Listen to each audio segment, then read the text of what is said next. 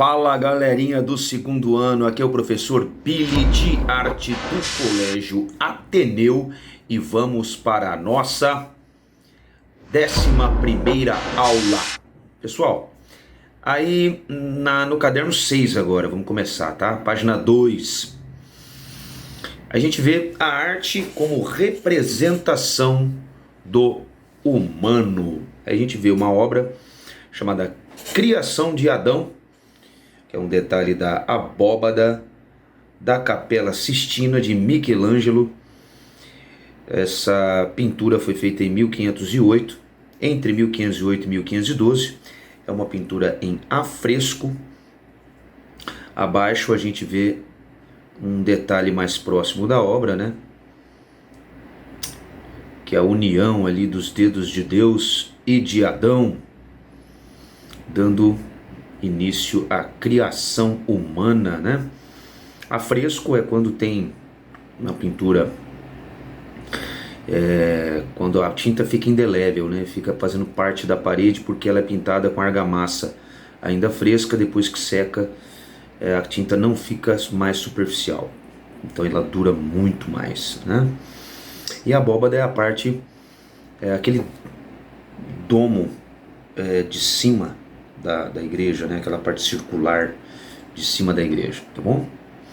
Bom, desde os primórdios da sua existência, o ser humano tentou representar a si mesmo. O fascínio pela própria imagem ajudou a humanidade a desenvolver diversos campos do conhecimento, inclusive o da arte. As formas do corpo, os sentimentos, as representações sociais, o comportamento, as angústias e ambições são alguns dos temas explorados pelos artistas no teatro, na pintura, na dança, na música ou no cinema. A representação do ser humano na arte é um terreno infindável de investigações que pode nos colocar mais próximos à nossa condição humana. Foco no tema. O corpo como tema na arte. A arte é um campo de conhecimento e de fazer que também se dedica às representações do corpo humano. Para os gregos e, posteriormente, para os romanos, existia uma busca pela forma ideal nas representações do corpo humano. Eles buscavam a manifestação máxima da perfeição, da beleza e do equilíbrio. Lembrando que os romanos conquistaram os gregos, tá? E eles eram antropocêntricos. Você tinha o homem como centro do universo e não Deus, tá? Existiam deuses gregos e romanos? Sim, mas eles eram como figuras folclóricas. Então eles buscavam a máxima perfeição, né? A manifestação máxima da perfeição, da beleza e do equilíbrio do corpo humano, né? Foi no século V a.C., quer dizer, 500 anos antes de Cristo nascer. Lembrando que Cristo nasceu há 222 anos, só a título de informação. Então, quer dizer, foi 500 anos antes do nascimento que os artistas gregos estabeleceram as proporções ideais para o corpo considerado belo. Não que os gregos eram daquela maneira, nem os deuses, mas era o estereótipo de beleza perfeita para eles. Então eles representavam os imperadores romanos com aqueles corpos naquele estereótipo de beleza. Apesar de existir uma enorme diversidade de cânones, os mais ancestrais acerca da figura humana são os cânones clássicos gregos. Tá? Lembrando que cânone significa regra. Tá? O cânone foi o título de um tratado sobre as proporções do corpo humano, escrito aí pelo escultor grego Policleto, isso em meados aí do século V a.C. Então a palavra também deu nome à escultura criada pelo artista para exemplificar a sua teoria. Bom, segundo esses cânones, para que uma figura contemple a beleza é preciso respeitar algumas regras de proporção. Então, as esculturas gregas obedeciam a regras básicas de proporção de dois escultores, Policleto e Lisipo, que usavam a cabeça como referência. O cânone de Policleto mais conhecido, usava como medida de referência a cabeça, repetindo seu tamanho 7 vezes. Como a gente pode ver aí, ó. Então, o tamanho do corpo é o tamanho da cabeça repetida 7 vezes, tá bom? Essa é uma cópia romana de Doríforo de Policleto. Isso feito esse Czinho aproximadamente século II ou 1 a.C., que foi feita essa estátua em mármore de 2,12 metros. Tá? É a proporção ideal para a representação do corpo humano masculino segundo o Tratado de Policleto. Tá? Bom, fique por dentro. A estátua original produzida por Policleto, assim como seus tratados sobre o ideal de beleza, não existem mais. Sobre o tratado, o que se conhece são citações no trabalho de outros autores. Sobre a estátua, alguns estudiosos estabeleceram, com pouca margem de dúvidas, que a escultura a qual nomearam como cânone é a que hoje conhecemos como Doríforo, produzida em 450 a 440 a.C. Assim, foi a partir desses registros que as principais ideias do Tratado de Policleto continuaram influenciando a evolução da arte estatuária de estátuas ocidental, desde Roma antiga até o neoclassicismo, que é o novo clássico no século XVIII, tá? Que vai de 1701 até 1800.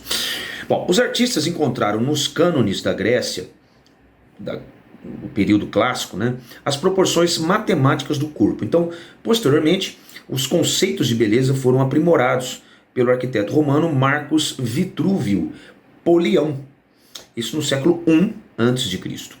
Vitrúvio não ilustrou suas teorias em nenhuma de suas versões, o que encorajou o imaginário de muitos artistas. Em suas teorias, a representação do corpo é de um homem nu, com os braços e as pernas abertos e em diferentes posições, de modo simétrico, quer dizer, iguais. O homem de Vitrúvio mostra o conceito da chamada proporção divina, tá? Proporção divina, sendo baseado em figuras geométricas perfeitas e equações matemáticas. Os estudos das proporções matemáticas do corpo, inspiradas nas teorias de Vitrúvio, foram feitos por vários artistas como Leonardo da Vinci, Cesare di Lorenzo Cesariano e Albert Dürer. Aí a gente vê as proporções da figura humana, um homem vitruviano, feito esse desenho por Leonardo da Vinci, isso aproximadamente 1490.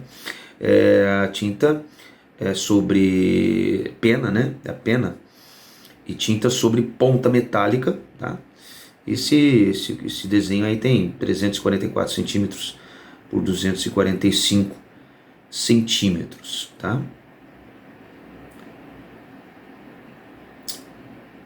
Bom, o desenho mais conhecido do homem vitruviano é o do inventor e pintor Leonardo da Vinci. Quer dizer, esse desenho que a gente acabou de ver. O desenho do artista apresenta toda a simetria do corpo a partir do umbigo, tá?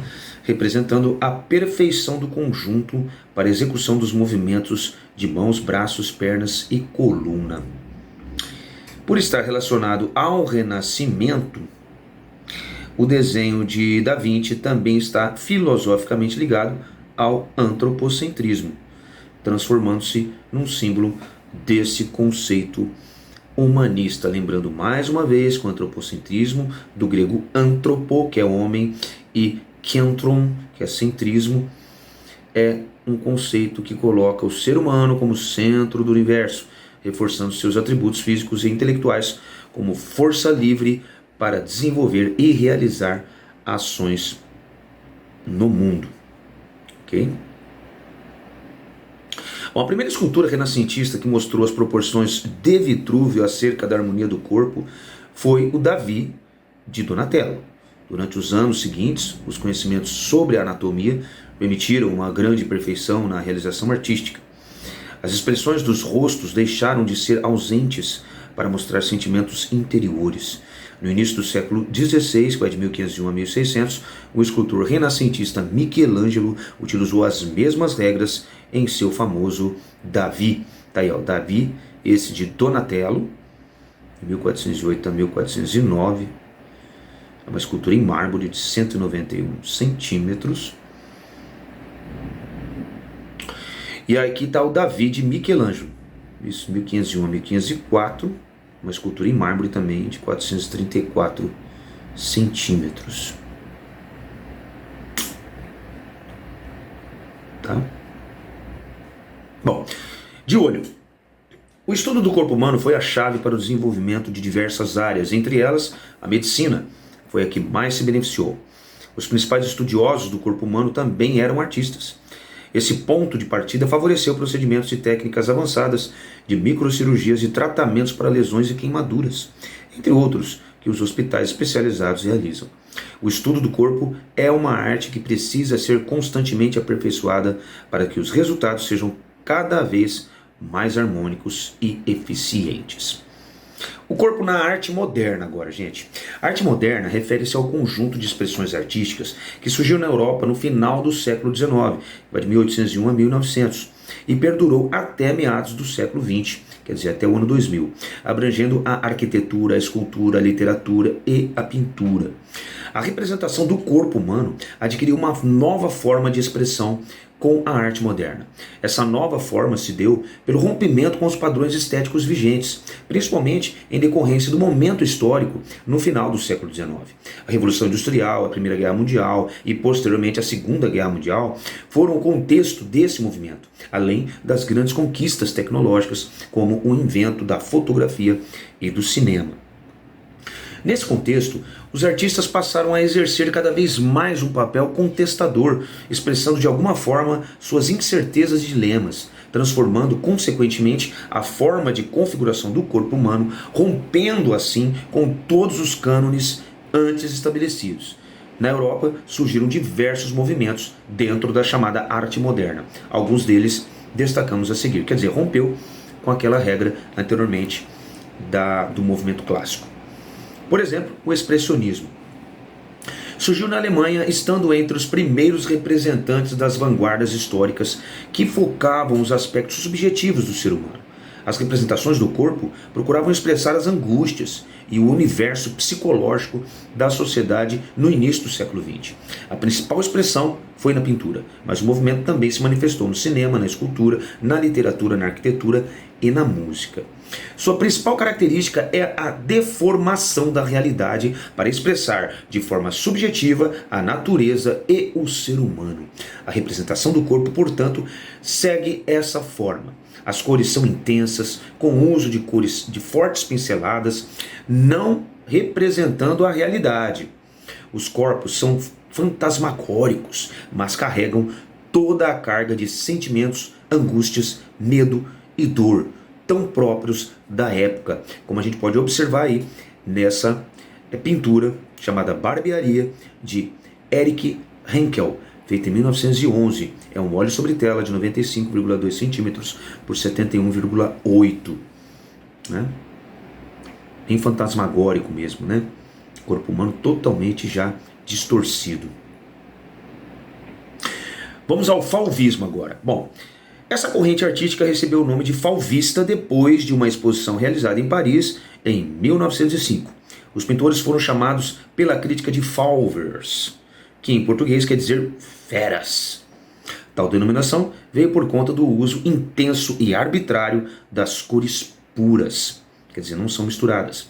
Os artistas criavam figuras apenas sugerindo as formas, simplificando-as e sem representá-las de maneira realista, usando as tintas sem misturá-las nem criar degradês. Então, era a tinta na tela pura mesmo, como a gente pode ver aí, Neve em Munique, o nome desse quadro, de Ashley Emily Otton Fries.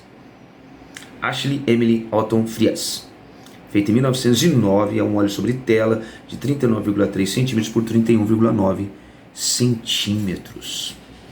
Tá? Depois aí veio realmente uma distorção maior ainda, que era o caso do cubismo, que caracterizou-se pela geometrização das formas, modeladas basicamente por cubos e cilindros. Por isso que chama cubismo. Os artistas cubistas procuravam retratar as pessoas em todos os seus ângulos, como se elas estivessem abertas. Dessa forma, abandonam a noção de perspectiva e terceira dimensão, tão buscada pelos pintores do Renascimento, não é verdade? Na representação cubista, o corpo humano é apresentado planificado, como quase que bidimensional, tá? Tá aí, ó, por exemplo, nessa obra cubista, você percebe bem a geometria, né? Chama Hora do Chá. É uma mulher está segurando uma colher de chá, né? E tem uma xícara de chá sobre a mesa. De Jean Metzinger. Isso em 1911. É um óleo sobre papelão de 75,9 por 70,2 centímetros. E depois nós temos o surrealismo. Aí fugiu totalmente das representações naturais. Foi uma das vanguardas que surgiu em Paris no início do século XX. Esse movimento originou-se em reação ao racionalismo e ao materialismo da sociedade ocidental. Idealizado pelo escritor André Breton, que nasceu em 1896, morto em 1966, essa forma de arte buscou a valorização da fantasia, da loucura, o universo onírico e o impulso dos artistas, dando vazão às manifestações do inconsciente humano, quase que pelos sonhos mesmo, né? A representação do corpo, mesmo naturalista, buscava uma realidade paralela, expressiva e espontânea, criando assim cenas com personagens surreais. Diante de tantas formas de representar o corpo humano pela arte, torna-se evidente o quanto esse elemento se inscreve na história humana, em sua forma anatômica e abstraída e até surreal. Mas o corpo humano não é só isso. Por mais que seja a figura central da representação do ser humano dentro da cultura ocidental. Esse modo de conhecer o corpo pela expressão do artista é um ideal para conhecer a si mesmo e, mais profundamente, ser guiado pela sensibilidade da arte. A gente pode ver aí uma obra chamada O Gabinete Antropomórfico. Antropomórfico é que mistura homem com animal, né? De Salvador Dalí, tá? Feito em 1982, é uma escultura em bronze, tá? Com pátina marrom escura, tá?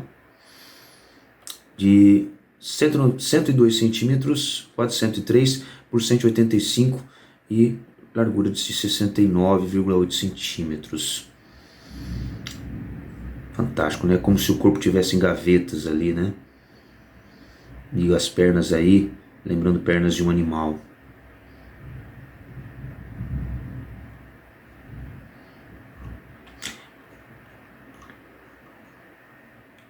Bom, agora vamos falar sobre o sentimento como tema na arte, tá?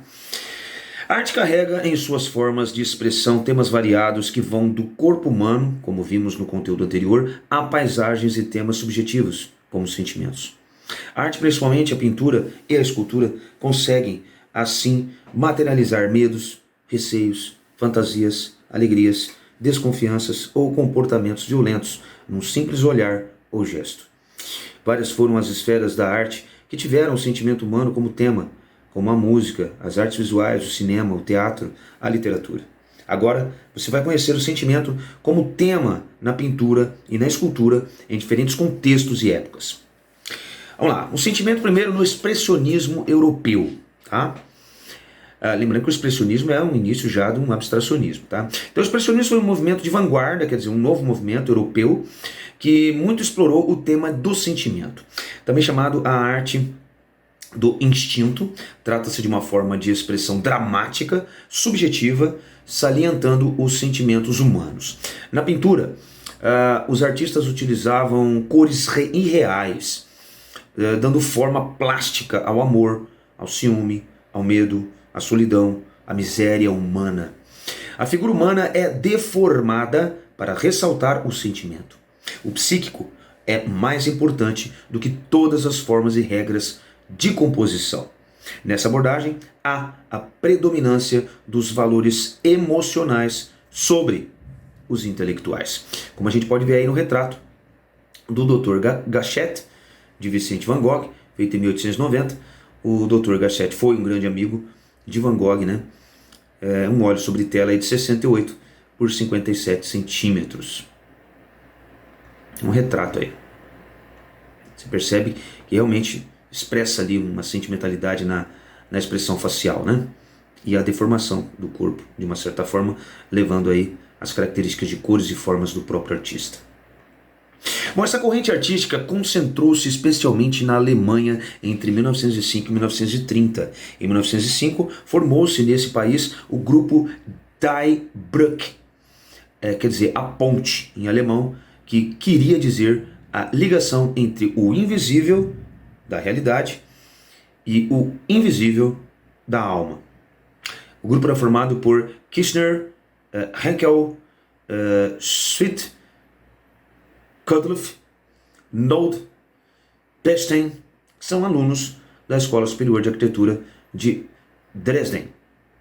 Eram inquietos e expressavam suas inquietações de ordem religiosa, política e moral. Em seus trabalhos, a personagem se salientava em relação ao cenário e assim a temática resolvia em torno da vida social, com abundância de retratos e autorretratos. É quando o próprio pintor se pinta.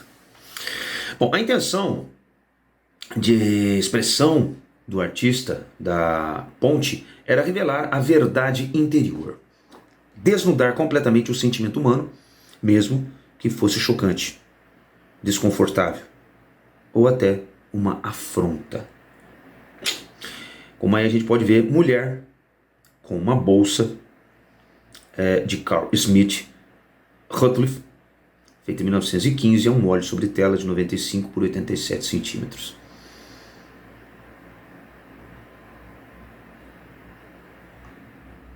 A partir de 1905, o expressionismo desenvolveu-se quase simultaneamente em diversos países, tendo como representantes artistas como Edward Munch e Vicente Van Gogh. Um dos representantes máximos do expressionismo alemão e europeu é Edward Munch.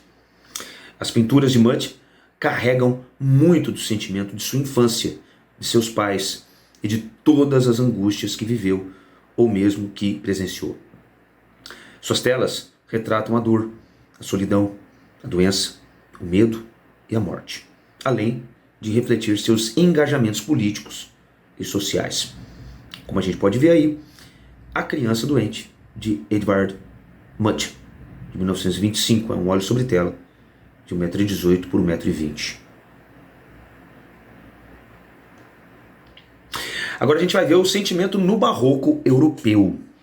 Bom, pessoal, no século XVIII, de 1701 a 1800, surgiu na Europa o barroco.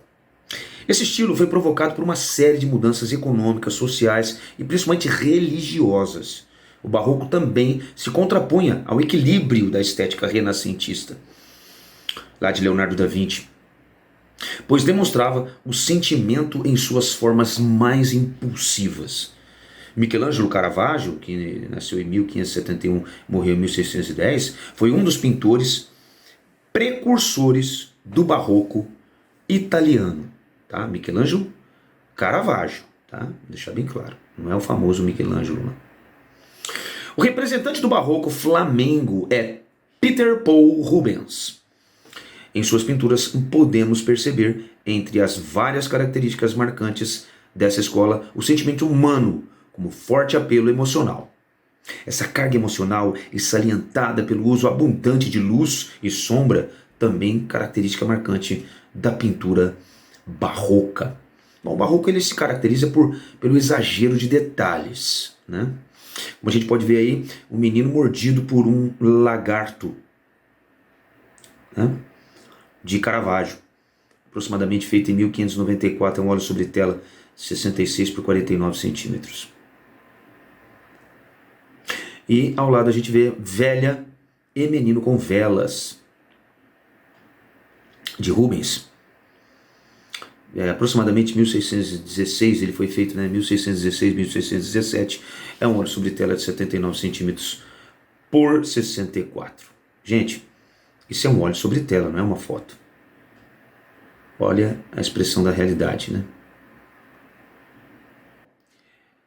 Na escultura, as representações do barroco apresentam faces humanas marcadas pelas emoções, principalmente o sofrimento.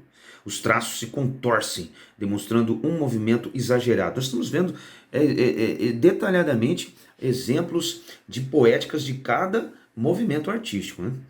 Um dos principais representantes foi Gian Lorenzo Bernini, nascido em 1598, morto em 1680, foi um escritor e arquiteto italiano. O escultor desenvolveu seu estilo ainda muito jovem, mostrando em seus trabalhos toda a carga do sentimento humano, suas tensões, inseguranças e êxtase, como a gente pode ver nessa escultura aí de Bernini, chamada Alma Maldita, de 1619, 60 centímetros, 46 e 30 centímetros. Né? Depois a gente vê finalmente o sentimento na arte brasileira, né, no Brasil. Na arte brasileira o sentimento foi vastamente explorado no realismo, um movimento artístico e cultural que se desenvolveu na segunda metade do século XIX, que vai de 1801 a 1900. Sua principal característica foi a abordagem de temas sociais e também um tratamento objetivo da realidade do ser humano. O realismo tinha um caráter ideológico, denunciando problemas sociais como a miséria, a pobreza, a exploração e corrupção, entre outros. Dessa forma, a representação do sentimento por meio da expressão humana era clara e evidente. Os artistas iam diretamente ao ponto principal da questão. O realismo manifestou-se principalmente na pintura, com as obras que retratavam cenas do cotidiano das classes mais pobres da sociedade. Nessa vertente, o sentimento de tristeza se expressava claramente através das cores fortes. José Ferraz de Almeida Júnior, por exemplo, famoso Almeida Júnior, pintor e desenhista brasileiro da segunda metade do século XIX, é um dos representantes dessa arte. Também chamado o artista da saudade. O pintor é frequentemente aclamado como precursor da abordagem da temática regionalista, introduzindo assuntos até então inéditos na produção acadêmica brasileira.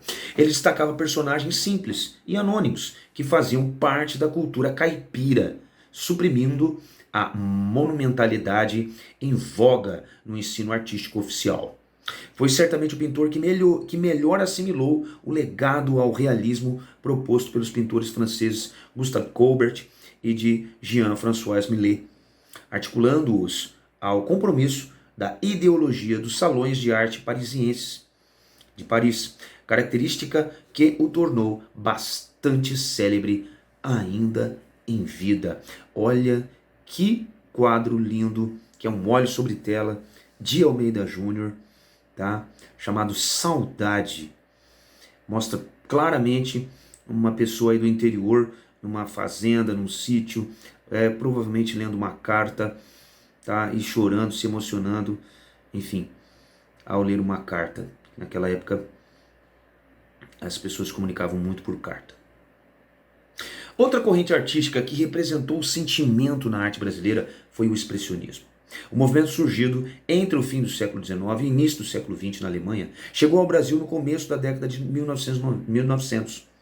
O expressionismo no Brasil foi marcado por obras de artistas importantes do cenário nacional, apresentando características primordiais da corrente, como a pessoalidade e a subjetividade, e o subjetivismo voltados à crítica social e política da época. Tá? No caso, Anita Malfatti. Anita Malfatti nasceu em 1889 em São Paulo e iniciou seus estudos de pintura aos 23 anos de idade. Posteriormente, realizou diversas viagens mundo afora e na Alemanha teve contato com o expressionismo, aprendendo as técnicas utilizadas pelos artistas daquele país. Em 1914 retornou ao Brasil, destacando-se entre os artistas nacionais e contribuindo para a propagação dessa corrente artística. E a gente pode ver aí o quadro Tropical, de Anita Malfatti, feito em 1917, um óleo sobre tela, 77 por 102 centímetros.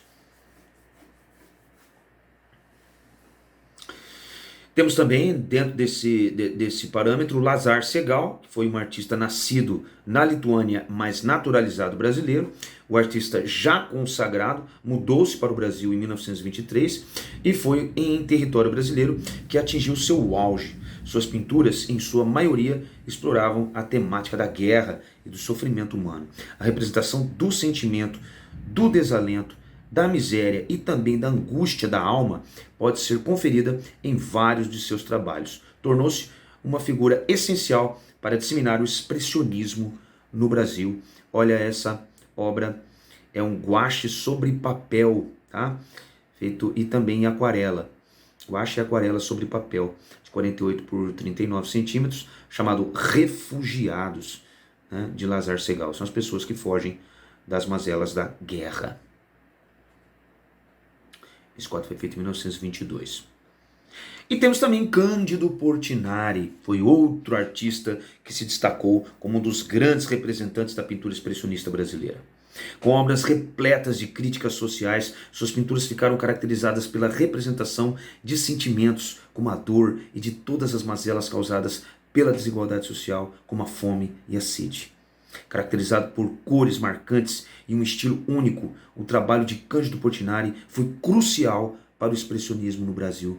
O sentimento como tema na arte, seja na pintura, seja na escultura, seja na linguagem do teatro, da música, da dança ou do cinema, é evidenciado de forma aberta para que a obra transmita um momento de subjetividade própria do ser humano.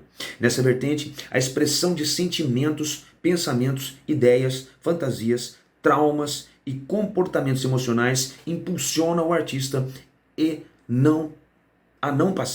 impulsiona o artista a não passar pelo crivo da racionalidade, tendo livre vazão, sem nenhuma criticidade do intelecto, atingindo uma forma espontânea, com conteúdos psicológicos e inconscientes que estavam latentes ou que não encontravam uma forma de comunicação de maneira tão precisa. Olha só esse quadro de Cândido Portinari, que expressa exatamente toda essa dramaticidade. Né? Chama Criança Morta, feito em 1944, é um óleo sobre tela de 1,80 m por 1,90 m. Né? São as mazelas aí, principalmente do Nordeste brasileiro, diante da falta de incentivo público para minimizar a desigualdade social e a pobreza.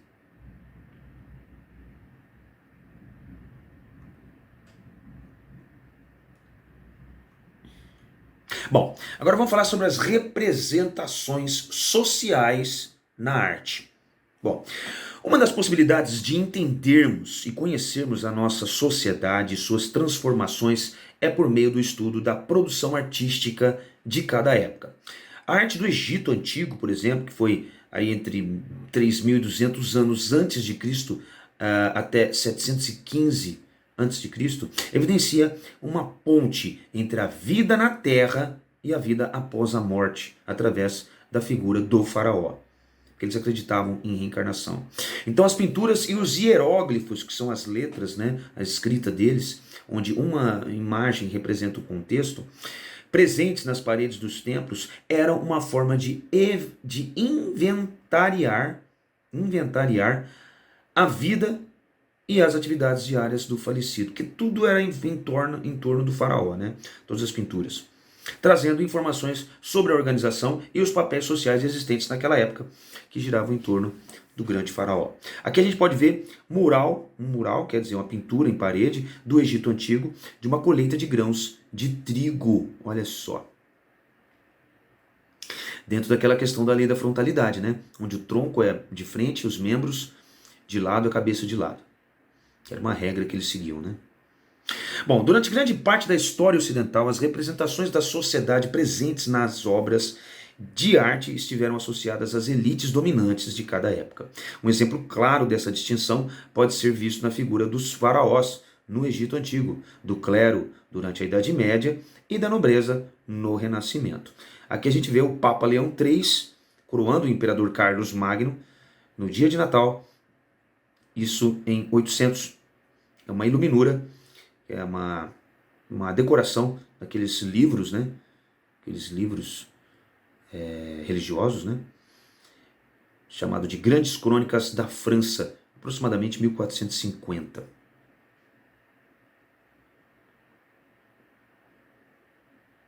Já na Idade Média, né?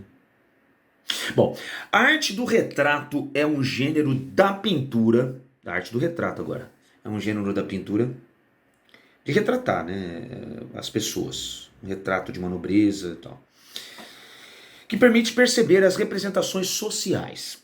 Durante o Renascimento, a arte foi o meio de explorar todas as facetas da vida, lembrando que não existia fotografia nessa época, tá?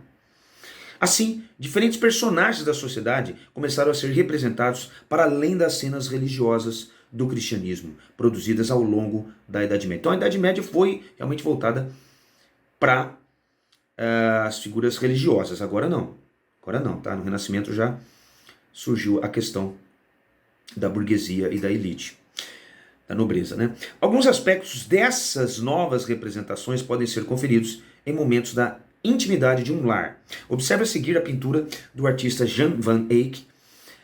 Ela retrata a cena de dois membros proeminentes da sociedade flamenga em um momento de seu provável casamento.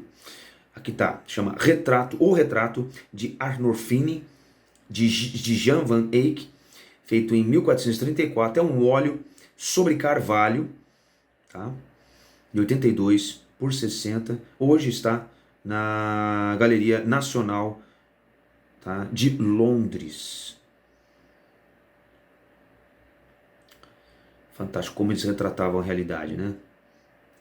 De forma austera e, ao mesmo tempo, cheio de detalhes, né? Mas com muito realismo. Parece mesmo uma fotografia. A pintura de retratos também foi usada para destacar condições sociais de grupos mais favorecidos.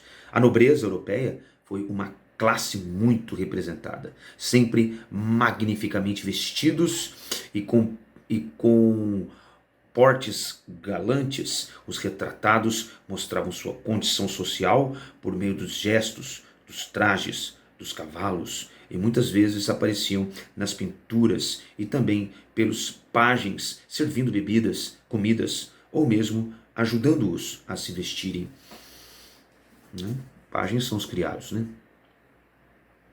Bom, agora a gente vai ver as representações sociais da arte no Brasil.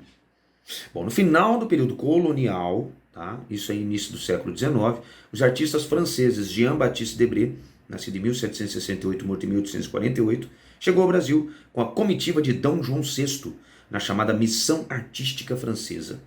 A expedição contou com um grupo que revolucionou o panorama das belas artes no país, introduzindo o sistema de ensino superior acadêmico. Então ele trouxe o ensino acadêmico, o ensino superior de arte, tá, para o Brasil. Em um período de 15 anos, Debré realizou uma série de pinturas que permite ter um entendimento da história social do Brasil, cujos aspectos se mantêm até os dias de hoje. Pode ter certeza, muitos livros de história de vocês têm quadros de representações dessa fase do Brasil, porque era a única maneira que tinha de representar os momentos históricos daquela época. Em suas obras, pode-se encontrar temáticas ligadas aos povos originários, às atividades agrárias, ao trabalho escravo e também aos acontecimentos políticos e culturais. O artista traçou um painel social do Rio de Janeiro por meio de retratos expondo desde o lado mais complexo das relações sociais até os serviços exaustivos, como os de carregadores e trabalhadores das moendas. Como a gente pode ver aqui, ó, é um quadro, né, de um engenho manual que faz caldo de cana, de Jean-Baptiste Debré. Isso é uma representação do Brasil, tá? Em 1822, uma aquarela sobre papel, 17 centímetros por 24, está no Museu Castro Maia, no Rio de Janeiro. Esse aí é um local chamado de Moenda. Como é gostoso um caldinho de cana, né? Bom, Tarsila do Amaral, nascida em 1886, morta em 1973, foi uma das representantes do movimento modernista na pintura. Em suas obras é possível observar o gesto de buscar uma estética tipicamente brasileira, afastando-se dos temas abordados na arte europeia. Por isso que veio a Semana da Arte Moderna de 1922, né? Onde ela participou e realmente deu o passo inicial para isso. Sua obra, no caso, Operários, foi a primeira de sua produção que apresentou as questões sociais de forma explícita. Depois de uma viagem para Moscou, Tarsila voltou, sensibilizada com a causa operária, e pintou essa obra. Na imagem a seguir, observe as feições dos trabalhadores. É possível destacar que existem trabalhadores de todas as cores e raças representados lado a lado, e apesar das diferenças, todos apresentam feições extremamente cansadas e sem esperança. Tá aí, Operários, de Tarsila do Amaral, feito em 1933, se mole sobre tela de 1,5 m por 2,30 m. Bom, de olho, a obra Operários pode ser interpretada como registro do período de industrialização brasileira. Tá? Momento marcado pela migração de trabalhadores de diversas partes do país e do mundo, uma classe ainda muito vulnerável e explorada, sem acesso a leis que a defendessem propriamente. Lembrando a migração, principalmente para a cidade de São Paulo, né? Onde teve muitas indústrias aí naquela época. Por meio das representações sociais configuradas na arte, pode-se ter importantes informações sobre o contexto social e cultural de cada época da história. Deve-se destacar que as representações por meio da arte são absolutamente subjetivas, trazendo o ponto de vista do artista que a criou, e influenciadas por questões ligadas ao poder e à organização social de cada período. Ao associar as obras de arte com outros documentos históricos, pode-se obter informações mais precisas e completas sobre o contexto social político em que foram criadas. Tá? Bom, agora o teatro. O teatro como pintura viva. Bom, pessoal, representar o ser humano não é um privilégio apenas das artes plásticas. Outras linguagens também se beneficiam desse tema e dos estudos pertinentes a ele, aplicando-o em cada procedimento. No teatro, o corpo todo se comunica. O movimento corporal e sua expressividade são imprescindíveis para compor uma cena. É por meio do corpo que o ator expressa sentimentos, conta histórias e representa um personagem. De olho. Em grande parte das culturas humanas, o teatro surgiu como um elemento advindo de cerimônias e rituais religiosos. Foi na Grécia Antiga que surgiu a dramaturgia, tendo na figura de Tespes, de Ática, isso aí no século VI a.C., o primeiro ator a encenar um personagem numa peça de teatro, criando assim o ofício da atuação. Agora vamos ver o ator, um corpo para diferentes personagens. Bom, dramaturgia é a arte de composição do drama em sua representação no palco. Então, toda a obra de arte teatral é chamada de dramaturgia, tá? Então, algumas obras são escritas especificamente para a representação no palco e outras são adaptadas por um profissional chamado dramaturgo. Trata-se de um texto diferente da escrita comum literária, por ser mais como uma estruturação da história com os elementos específicos do teatro. Uma característica da dramaturgia é a composição de histórias para serem faladas no palco, pois se trata do estudo do drama propriamente dito, em que o dramaturgo, ao escrever uma peça teatral, cria personagens e conflitos que, ao serem apresentados, dão a impressão de que aquilo que está acontecendo é real. Bom, é como se fosse uma cena de uma pintura viva, em que os personagens falam, possuem uma história, têm nomes e pertencem a um determinado grupo social. Um texto teatral é composto de diálogo entre os personagens. A história é contada por meio das ações tomadas por elas. Por esse motivo, os personagens são fundamentais para a composição de uma narrativa. Mas como criar um personagem? A criação do personagem é um processo. A personagem pode ser identificada por meio de suas ações e também pelos pensamentos, sentimentos e características expostos. Por isso, é necessário que o ator, ao dar vida a uma personagem, saiba interpretar a figura dramática. Em primeiro lugar, é importante estar atento às seguintes questões. O que faz a personagem? Quem é ela? O que a personagem está dizendo? Qual é o assunto? O que ela quer expressar? O que a personagem está sentindo? Qual é a posição dela a respeito do que sente? Quais são as características físicas da personagem?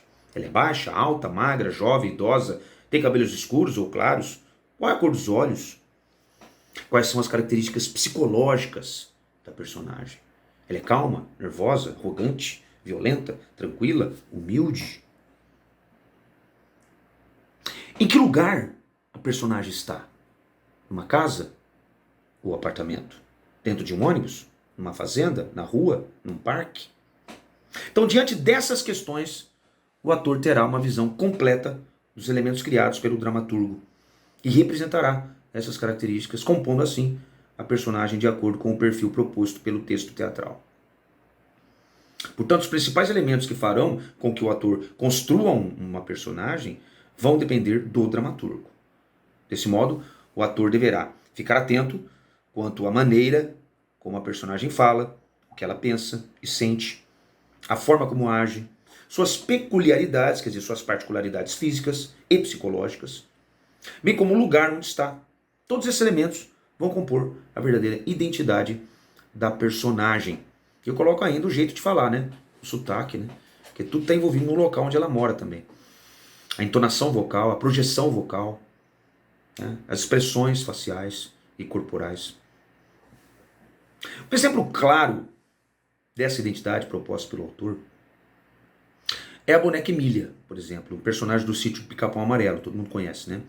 Em qualquer adaptação que se faça do texto de Monteiro Lobato, a boneca sempre será de pano, falará muito e terá uma visão muito crítica de todas as coisas. Nesse aspecto, é como se o texto do autor fosse um desenho sobre o qual o ator coloca suas cores, dando vida por meio da criação da personagem. Posteriormente, o ator emprestará, entre aspas, seu corpo para a personagem, dando-lhe voz, gestos e personalidade. O que distingue a personagem do ator é a forma como a ação da personagem é executada. No caso de uma cena de ameaça, a personagem vai ameaçar de uma forma diferente de como faria essa ameaça o próprio ator, pois cada ser humano é único, diferente do outro.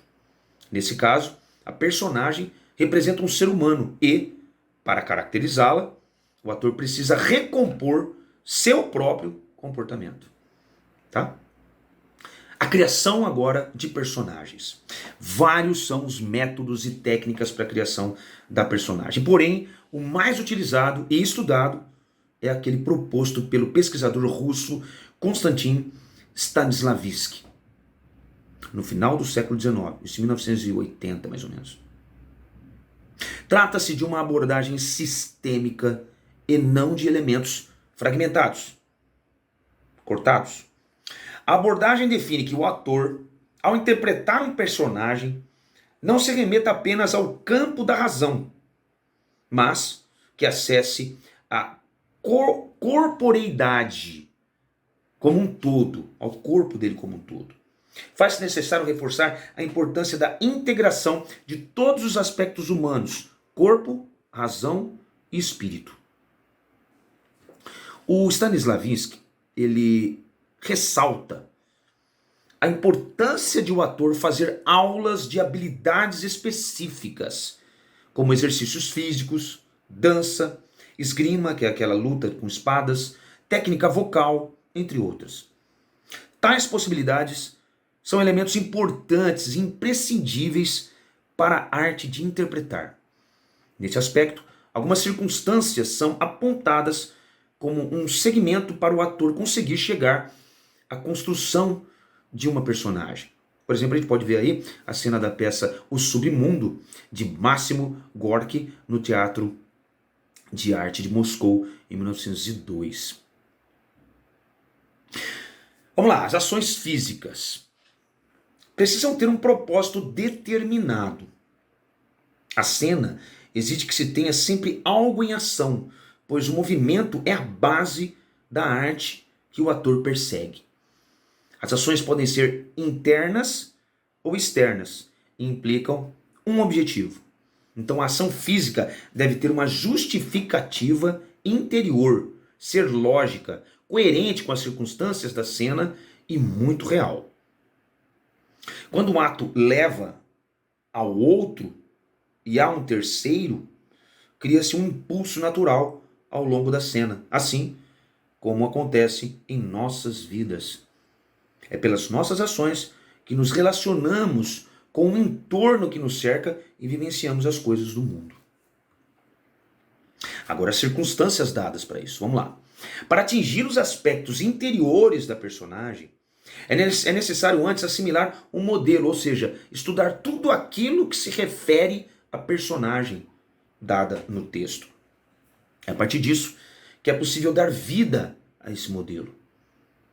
Alguns itens são importantes para nortear esse estudo, como a época da história encenada, o país, as condições de vida, a posição social, se é rico, se é pobre, se é classe média, os aspectos exteriores, o caráter, os costumes, os modos de vida, os movimentos, a voz e as entonações vocais, como eu já havia dito. E a cultura também, né? A cultura de cada país também é importante, a cultura de cada etnia, de cada sociedade. Segundo Stanislavski, o ator cria em sua imaginação o modelo. E depois, exatamente como o pintor, toma cada um dos traços e o transfere não para a tela, mas para si mesmo, para depois mostrar para o público. Olha só, essa aqui é uma companhia de teatro de Jundiaí, é um ensaio aberto para a peça Robin Hood. Então são aquelas dinâmicas que a gente faz em sala de aula que ajuda bastante, aquelas dinâmicas teatrais. E depois vem os objetivos. Bom, os objetivos dentro de uma encenação adquirem diversas funções, podendo estar a serviço de uma unidade, das necessidades de cada personagem, de maneira específica ou não, ou a serviço da encenação como um todo. Eles podem se contrapor por meio das ações correspondentes, gerando reações e desencadeando novas ações. São 3 os tipos de objetivos principais: exteriores ou físicos, que é por meio de uma ação mecânica comum, como pegar uma casca de banana no chão, exteriores ou físicos. Interior ou psicológico, que é por meio de toda uma circunstância psicológica por trás da ação, como alguém que pega determinado objeto e o relaciona a lembranças de um parente falecido. E tem o psicológico rudimentar, que tem um objetivo comum com uma implicação emocional. Acenar com a expressão de afeto, por exemplo. É um psicológico rudimentar. Então, o ator, ele deve se questionar sobre o cerne da peça, ou seja, a coisa sem a qual ela não pode existir.